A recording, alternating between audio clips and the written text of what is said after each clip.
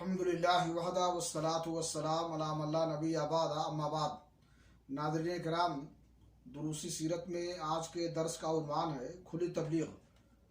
इस बारे में सबसे पहले अल्लाह ताला का एक कौल नाजिल हुआ, व अंज़िर अशीरतकल अक़रबीन, आप अपने नज़दीक तरीन क़राबतदारों को अज़ाब इलाही से डराइए। ये सूरह शूरा की आयत है और इस सूरा में सबसे पहले मूसा अलैहिस्सलाम का वाक़या बयान किया गया है। यानी बताया गया है कि किस तरह मूसा अलैहिस्सलाम की नबूवत का आगाज़ हुआ, फिर आखिर में उन्होंने बनी इसराइल समेत हिजरत करके फ़िरऔन और कौम फ़िरऔन से निजात पाई और फ़िरऔन को और आले फ़िरऔन को गर्क किया गया।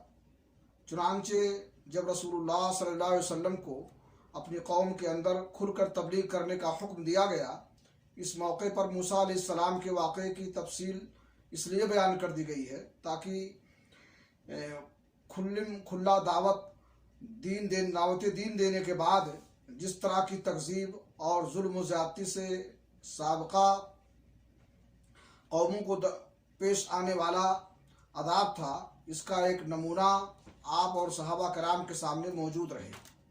दूसरी तरफ इस सूरा में रसूलों को झुठलाने वाली अक़वाम मसलन फ़िरऔन, कौम फ़िरऔन के अलावा कौम नूह, आद, समूद, कौम इब्राहीम और कौम लूत और अस्हाबुल ऐका के अंजाम का भी जिक्र है।